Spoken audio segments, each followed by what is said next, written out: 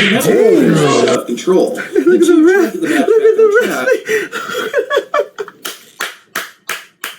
Oh, what is good, everybody? We're back at it with another reaction video. Tonight, we're looking at times where wrestlers snap. They crashing out in this bit. All right, let's waste no further time and let's get into it. Come on, let's talk about it. Let's react about it. The wrestler formerly known as Manu in WWE was competing at an independent show. His opponent was an 18-year-old wrestler who, like Manu, had a Samoan character. The only problem was that this 18-year-old wasn't actually Samoan. Manu didn't even wait for the bell to ring to express how he felt.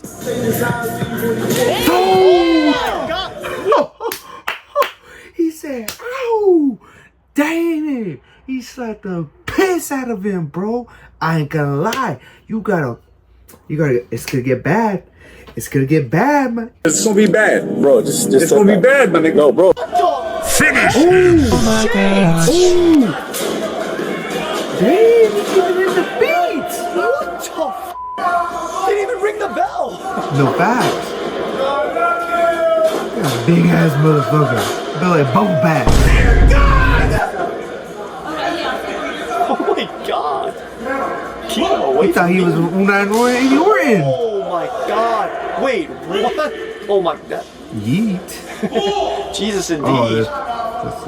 Dude, the aura's unreal. Really, nigga? Are you serious, bro? Get this piece of shit out of my ring. Oh. I don't know what island you think you come from, but it sure as ain't the South Pacific, you piece of shit. Oh my This God. is not cosplay. You got some bad advice from some bad trainers because I don't play wrestling. I bled for this shit. My family bled for this shit for generations. I am not gonna let no bullshit Puerto Rican piece of shit put a skirt on and act like he's Samoan. Now acknowledge me, the real bloodline. Manu clearly stated why he attacked his opponent, but fans were quick to point out that Manu's cousin, WWE Hall of Famer Yokozuna, betrayed a Japanese man while actually being Samoan. It's unclear what happened to the 18-year-old wrestler, but it's safe to assume he no longer pretends to be Samoan. Now this was a completely one-sided fight, but this next incident wasn't. At an independent wrestling event in California, 4 wrestlers were competing in a fatal 4-way match. 2 of the competitors were Eddie Kingston and Chris Hero, with the latter winning the match. After it was all over, Chris Hero stayed in the ring to talk on the mic, but Kingston lay in the corner while making a disrespectful gesture. Hero got upset by this, and all hell broke loose. Oh shit! Oh, it's getting down. Ooh. Oh damn! Damn! He just fucking said, "Ho, ho," with the microphone. Oh hell no! That's a fake. It's clearly happening. Hey, he's fighting back. He's not fighting back. Oh, it's like a shoot fight.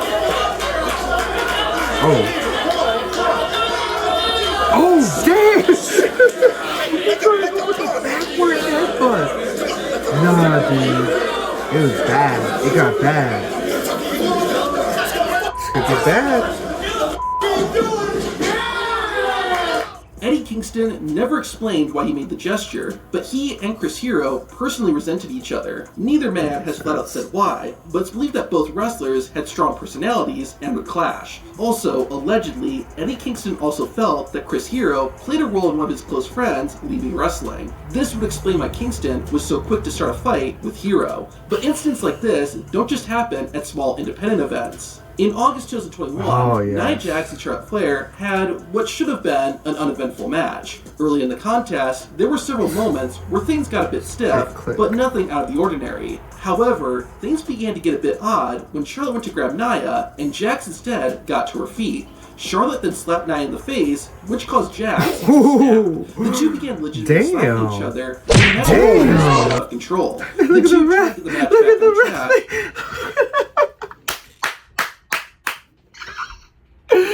He was like, ooh, ooh, ooh.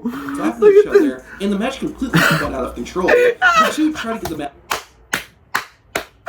Oh, hell no. He was like, ooh, ooh. He's like that boxing ref, bro. Shout out if you know that boxing ref.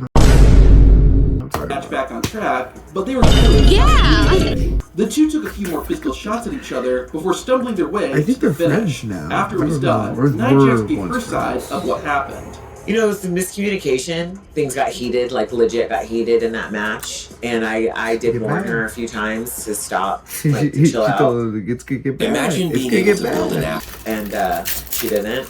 And so then I two-pieced her. And, you know, we came back and like once we were calm and, you know, we were level-headed, we all kind of were just like, all right, got kind of out of hand. Ironically, almost exactly 8 years earlier, a similar incident happened on Monday Night Raw. In August 2023, WWE pitted Sin Cara against Alberto Del Rio. Less than a minute after the bell rang, Sin Cara performed a suicide dive. Upon impact, the masked wrestler called for the referee. The move had dislocated Sin Cara's finger, and the match was called off. Alberto Del Rio was frustrated by this and began legitimately attacking Sin Cara, forcing the referee to physically intervene to stop Alberto. After the incident, Del Rio explained why he got so angry and what happened when he and Sin Cara got backstage. You lazy bastard, stop the match because you broke one of your fingers. I got really mad and I threw him inside the ring and I kicked him for real. But of course, after the match, I said, hey man, I'm sorry, but you're just lazy. What happened? Where's your heart? Where's your pride for the business? And he was like, well, you know, I just don't want to be here anymore. And I said, well, then leave, bro. And he did. He quit the company like 2 weeks after. Damn. In 2003, an independent... You can say whatever you want about Alberto Del Rio, but he had pride for the business. And what he was saying there was facts, bro. You break your finger and you're just going to say, hey, call for the match? Like, what? Like, bro, if you don't want to be here, don't be here. Quit. And hey, it knocked some sense into him, bro. So, yeah. wrestler named Masada got an opportunity to wrestle in WWE. Right message, His opponent wrong was message. Maven, and the two were meant to have a simple match, with Maven getting the win. After performing a neckbreaker, Masada covered Maven using his right foot. it's Maven Maven there. immediately broke character and took Masada to the mat. The scuffle ended quickly, and the two got the match back on track. Maven would address the incident directly on his YouTube channel. You see me in the corner throwing fists. I wasn't stiff with those fists. I wasn't hitting him. I wasn't trying to hurt him in any way. I was just trying to let him know that there was absolutely no way I could stand for him covering me that way. Why did I do that? Because in my head I was imagining Arn Anderson asking me why I would let someone not named Chris Jericho put his foot over top of me.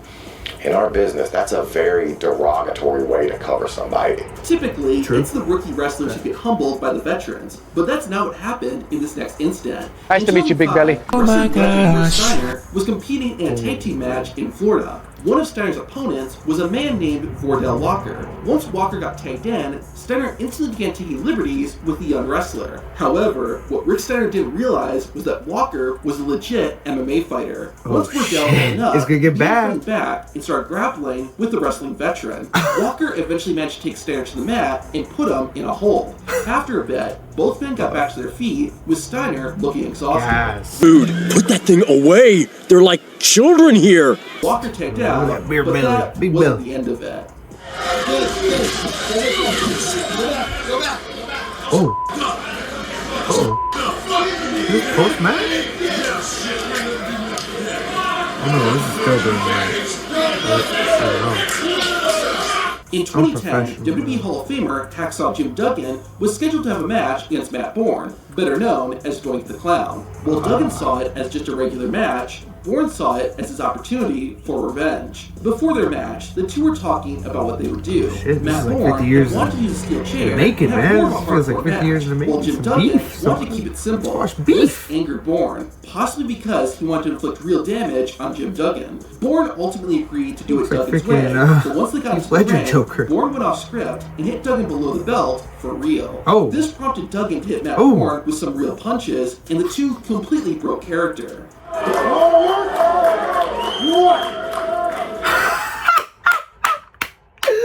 He's like, you wanna work? You wanna work or just shoot? Ooh. Look at Unkstad. He's like, let's go. It's gonna get bad.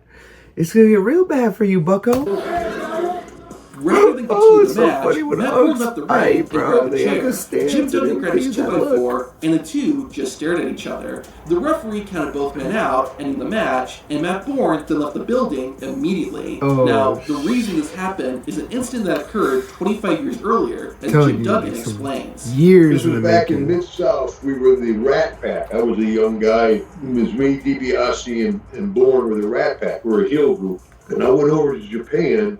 My first trip to Japan, I was able to buy a car, right? I bought my first car, my first good car. And it's sitting there, and we went out. Matt ended up he was rough on women. He would actually, he wasn't rough on women. He got arrested many times for beating women. He was a piece of garbage. I have 3 sisters, 2 daughters. You don't put your hand on a woman. That just isn't there. And he was after this girl in the bar. I put her in my car. Well, he spit all over my car and put a boot to it. And so next day we're at the Centroplex. I'm looking at my car. And DiBiase's like, "Yeah, that's a dent. That's a dent right there." Oh, He dented your man. car. So we're in the hallway of the Centroplex, and now And we're he's the arguing. one mad about the Matt Boone, situation? he made a leg dive for him. And of course, like I said, I won the states. I was undefeated amateur. The guy I beat for the New York State won the Pan Am Games. I was a pretty decent amateur, not Kurt Angle Wow. but I give him a match. Yeah. Holy smokes. But anyway, so he tried to leg down me, but I just pushed it down. Everybody back then was wearing cowboy boots. I put the boots to him 2 or 3 times, so it had bing, bang, boom. And the big Oh, and Sanjay Dutt was giving him the Stone Cold Mud Hole beats. Woo! He was like, what? cat or any lad comes in, he grabs me. That's it, breaks it up. So I go to the dressing room. I'm in there with DiBiase, and Matt comes back in, about half hour later or something, and he's like, F you, Doug, and this ain't over. Well, back then, old Hacksaw, if it ain't over, it's time to party. Here's Johnny.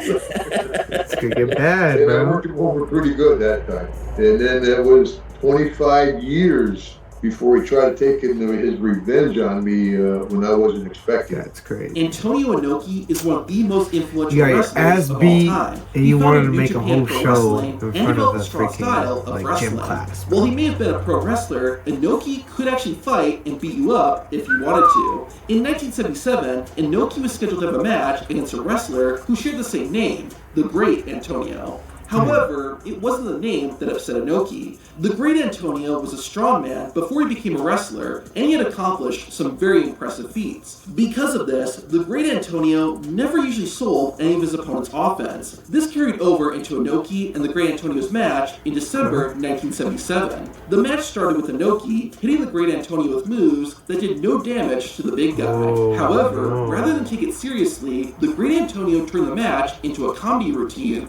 with the strongman smacking his stomach and running the ropes for no reason. Inoki was They're slowly getting pissed. more and more upset that he was Pissed, becoming yeah. the butt of the joke. No. Finally, a few stiff shots from the Great Antonio caused Ooh. Inoki to snap. Ooh. Oh, hell no. Oh. Let's go bleed on me, Inoki took his fella. opponent to the ground and began kicking the Great Antonio in the head. The repeated blows left the Great Antonio a bloody and barely conscious mess. The referee ended the match by calling a KO, Dude, giving you don't Inoki mess the with win. this guy, This bro. put an end to the Great Antonio's wrestling career. While Damn! He went outside. You imagine your last wrestling moment is you going outside beat because all you wanted to do was make a fool out of someone. A legend. Not just someone. A legend in the freaking game. This is why you respect your veterans. Because they will disrespect you in the worst way. But W video by your boy, Tap Out Corner. My favorite part was definitely Half-Son Jim Duggan getting his stance, and then the other doink was like, you want to work? Or the ref being like, ooh, after Nia and Charlotte. Oh, so many good moments. Let me know down in the comments which one was yours. But as again, like, subscribe, follow, Bo, Mo, Where's Liv and Rhea and Rogue as Indy.